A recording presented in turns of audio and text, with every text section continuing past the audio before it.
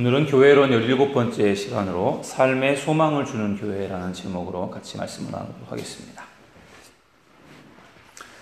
키엘 케고리라고 하는 신학자가 있습니다. 이 키엘 케고리라고 하는 신학자가 남긴 말 중에 이러한 말이 있습니다.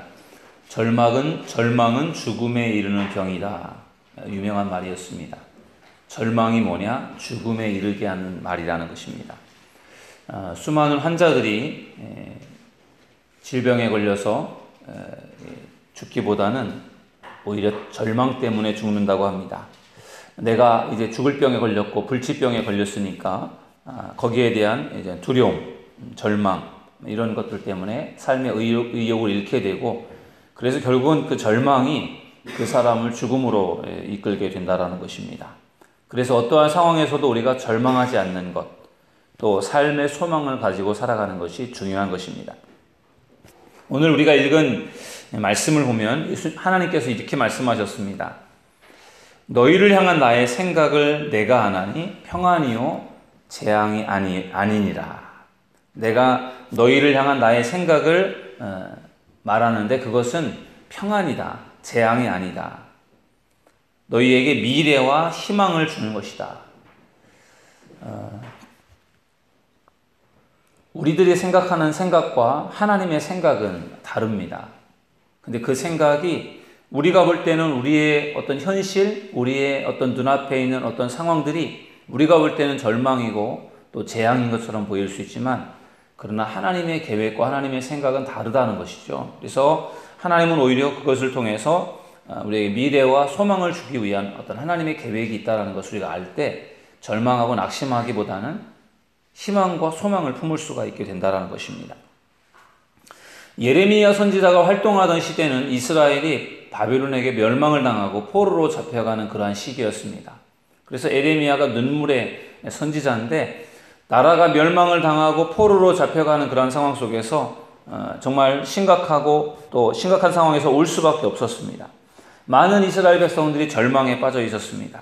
이때 하나님은 이러한 상황 속에서 이스라엘 백성들을 위로하셨는데 이것은 재앙이 아니다. 소망을 가져라. 왜냐하면 하나님께서 하시는 일들이 이것이 우리들의 눈앞에는 절망처럼 보이고 재앙처럼 보이지만, 그러나 하나님은 앞으로 더 좋은 것을 주기 위한 또 다른 계획을 가지고 계시다는 것이었습니다. 사실 우리 인간의 한계는 앞으로 일어날 일들을 모른다는 것입니다. 미래에 어떤 일들이 내게 닥쳐올지를 알지 못합니다. 그래서 우리는 당장의 눈앞에 벌어지는 현상들을 보면서 낙심할 때가 있습니다. 왜 나에게 이러한 일들이 벌어질까? 내가 이렇게 열심히 신앙생활하는데 왜 나에게 이렇게 안 좋은 일이 생길까?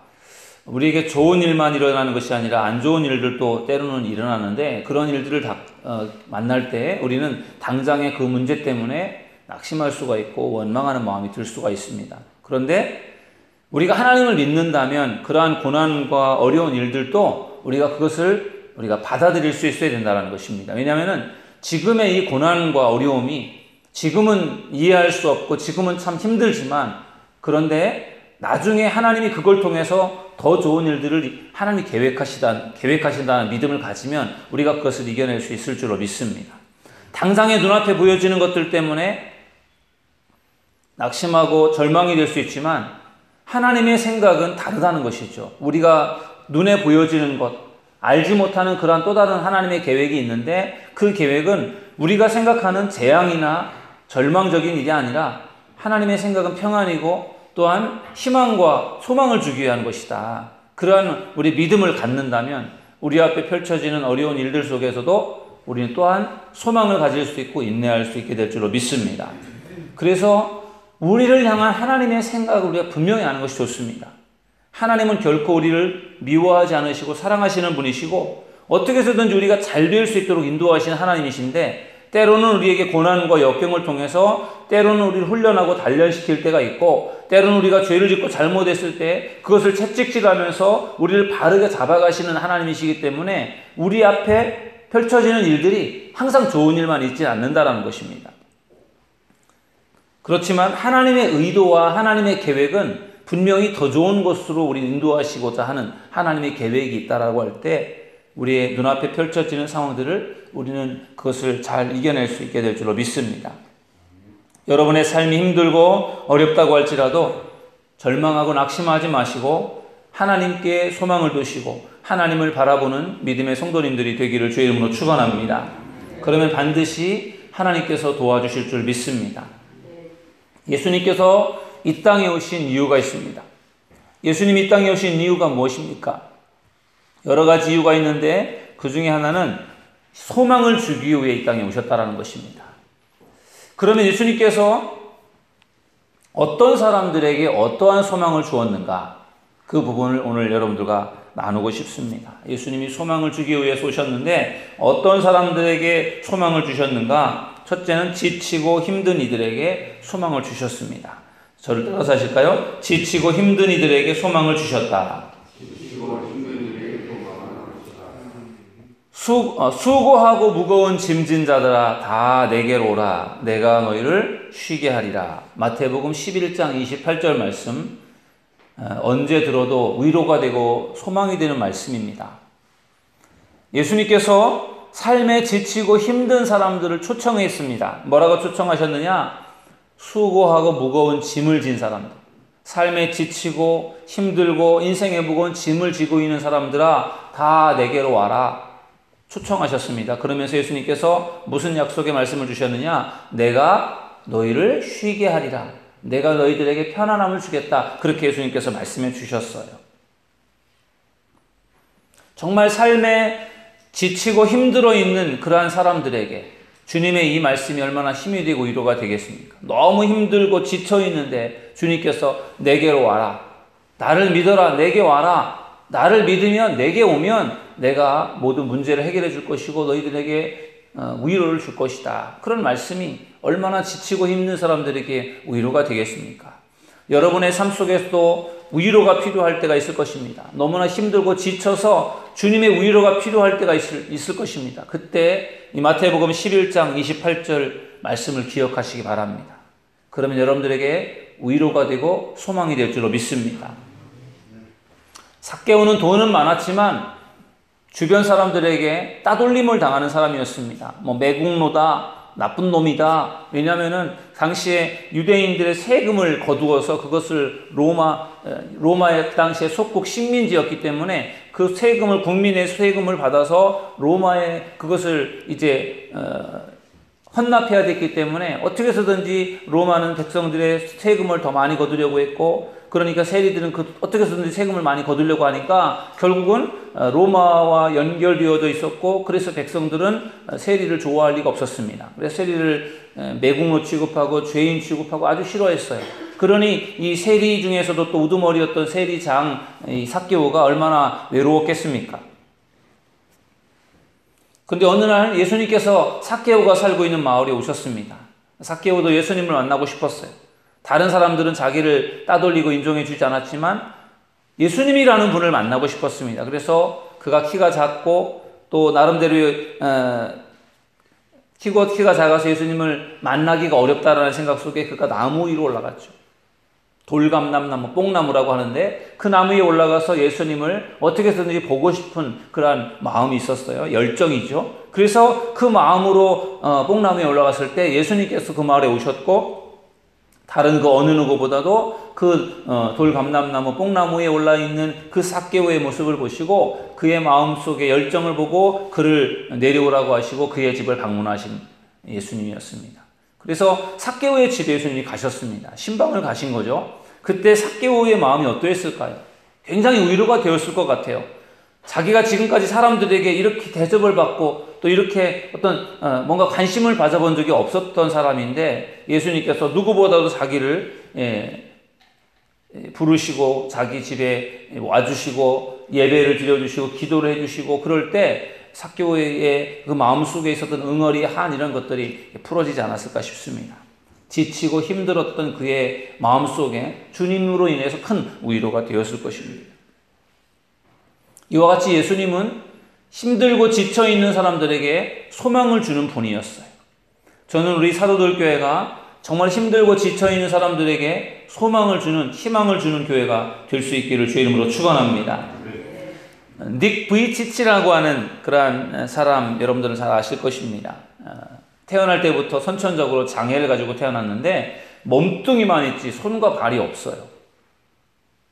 그런데 그 닉 부이치치라고 하는 사람이 그러한 열악한 어떤 환경 속에서 아주 심각한 장애를 가지고 태어났는데, 그런데 그의 얼굴에서는 정말 절망하고 낙심하는 그런 얼굴이 아니라 굉장히 밝고 명랑한 그러한 모습을 보여주었습니다. 그가 자기처럼 이렇게 정말 살 수 없는 그러한 육신을 가지고 있는 사람도 이렇게 나름대로 살아가려고 발버둥을 치면서 사는데, 사지가 멀쩡한 사람들이 열심히 안 살아서 되겠습니까? 나보다 더 큰 문제가 있는 사람이 있으면 한번 나와보세요. 저도 이렇게 열심히 사는데 여러분들 힘내세요. 저를 보면서라도 힘내시고, 저는 이렇게 몸이 불편한데 여러분들은 얼마나 건강하십니까? 몸이 건강한 것만도 그것도 축복입니다. 그러니까 열심히 사세요. 그렇게 전 세계를 다니면서 젊은 사람들에게 희망을 주고 소망을 주는 그러한 어떤 희망 전도사로서의 역할을 하는 사람이 이 닉 부이치치였어요. 많은 사람들이 절망 속에 빠져 있다가 이 닉 부이치치의 그 모습을 보고 그의 강의를 들으면서 굉장히 희망과 소망을 갖게 되었다라는 것입니다. 여러분, 교회가 해야 될 역할, 오늘 이 시대에 교회가 해야 될 역할이 정말로 지쳐있고 힘든 이들에게 소망을 주는 일이 아닐까 싶습니다. 바라기는 우리 사도들 교회가 이 지역에 또 많은 사람들에게 지쳐있고 힘들어하는 많은 사람들에게 소망을 주는 교회가 될 수 있기를 주의 이름으로 축원합니다. 예수님은 두 번째로 어떤 사람들에게 소망을 주셨는가 하면 병든 이들에게 소망을 주셨습니다. 저를 따라서 하시겠습니다. 병든 이들에게 소망을 주셨다. 예수님의 3대 사역은 가르치고 전파하고 치유하는 것이었습니다. 그 일에 예수님은 최선을 다하셨는데 그 3대 사역 중에 하나가 치유하는 것이었어요. 병든 자, 아픈 사람들을 치유하는 것이었습니다. 여러분, 몸에 병이 걸리고 그 병 때문에 몸에 병이 걸리면 얼마나 고생을 하고 얼마나 힘든 생활을 합니까? 또 때로는 병에 걸리게 되면 사람들이 외면을 하기도 하고 가까이 하지도 않고 또 사람들을 만나기도 힘들어지면서 오히려 더 소외를 당하는 그러한 경우들이 많습니다.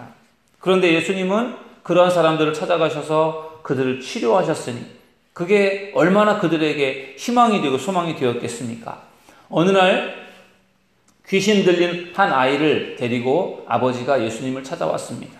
그리고 예수님에게 부탁합니다. 예수님, 할 수만 있다면 무엇을 하실 수 있거든 우리를 불쌍히 여기사 도와주소서.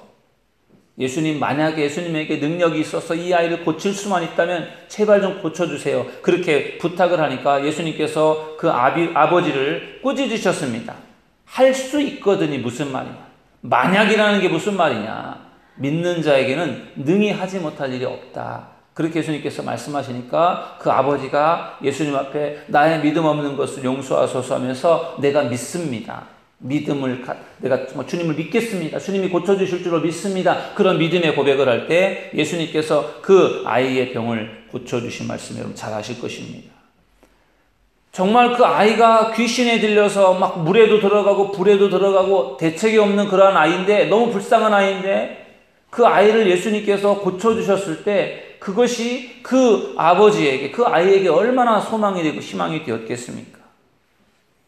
여러분, 우리 사도들 교회가 정말로 아픈 사람들, 병든 사람들, 그런 사람들을 치유하고 고치는 교회가 될 수 있기를 주님의 이름으로 축원합니다.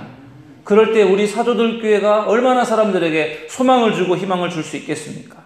여러분들이 교회를 위해서 기도할 때마다 우리 사도들 교회가 정말 병든 사람들을 고치는 교회, 아픈 사람들을 치유하는 교회, 그래서 많은 사람들에게 소망을 주고 희망을 주는 교회가 될 수 있도록 기도해 주시기를 간절히 부탁드립니다.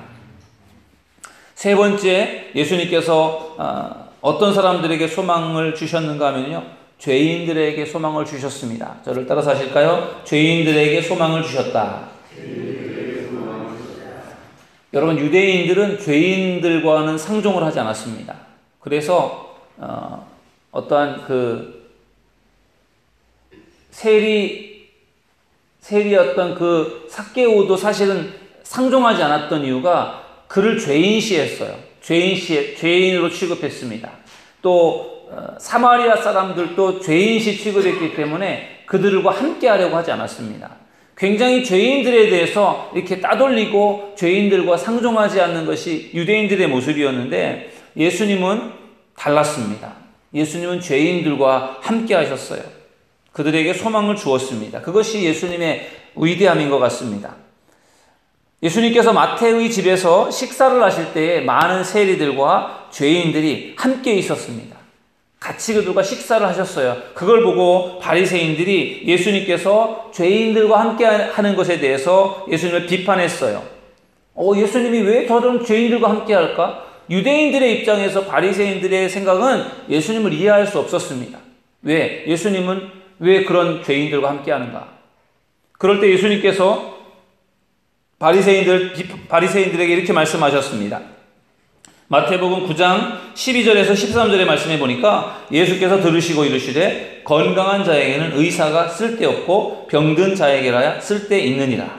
너희는 가서 내가 긍휼을 원하고 제사를 원하지 아니하노라 하신 뜻이 무엇인지 배우라. 나는 의인을 부르러 온 것이 아니요 죄인을 부르러 왔노라 하시니라. 아멘. 건강한 사람에게는 의사가 필요 없다. 병든 사람에게 의사가 필요하지 않느냐? 그래서 내가 그들과 함께 하는 거다. 내가 의인을 부르러 이 땅에 온 줄로 아느냐? 나는 죄인을 부르러 왔다.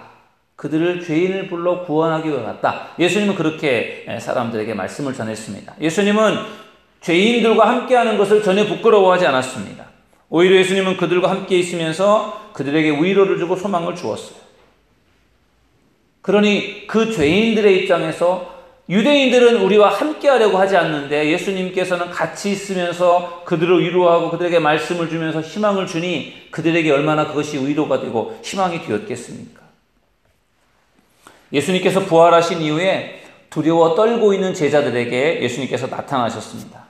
그리고 예수님께서 부활하신 그 후에 제자들에게 찾아가셔서 제일 먼저 하신 말씀이 무슨 말씀인지 아십니까? 너희에게 평강이 있을지어다, 그렇게 말씀하셨어요.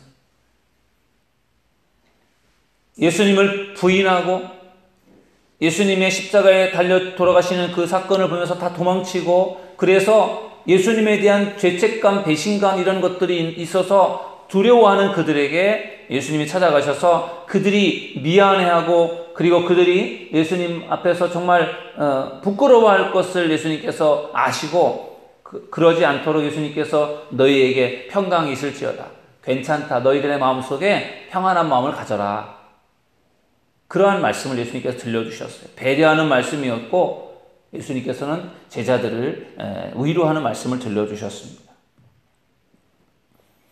예수님은 자기의 손과 옆구리를 보여주시면서 또 말씀하셨습니다. 너희에게 평강이 있을지어다. 아버지께서 나를 보내신 것 같이 나도 너희를 보낸다. 내가 너희들을 용서할 것이고 내가 너희들을 다시 사역할 수 있도록 내가 너희들을 파송하겠다. 그런 말씀을 들려주셨어요. 감히 제자들이 용서해 주세요, 우리 잘못했습니다, 그렇게 말하기 전에 예수님께서 다 아시고 그들을 위로하며 소망을 주셨을 때 제자들이 그 예수님의 말씀을 들으면서 얼마나 위로가 되었겠습니까?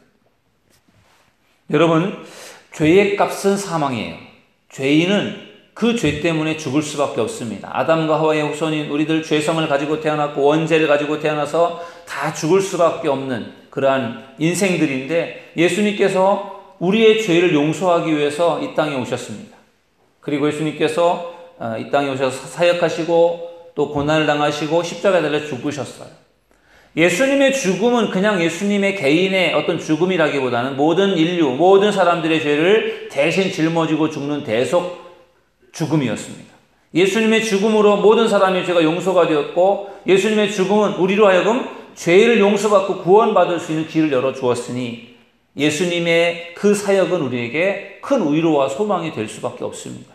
영원히 멸망당할 수밖에 없었던 우리들을 위해서 예수님께서 십자가에 달려 죽으시는 그 예수님의 대속 죽음이 우리를 살렸고 구원에 이를 수 있게 하셨고 천국에 갈 수 있는 길을 열어주셨으니 그 예수님의 그 사역은 우리 죄인들에게는 너무나도 큰 위로가 되고 소망이 되는 말씀이 아닐 수가 없습니다.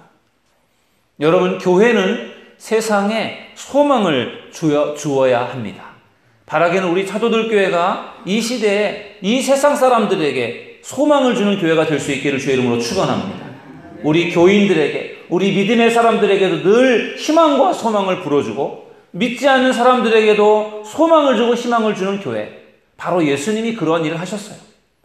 제자들에게, 아픈 병자들에게, 또 믿지 않는 사람들에게 끊임없이 소망을 주고 희망을 주었던 역할이 예수님의 아름다운 사역이었습니다.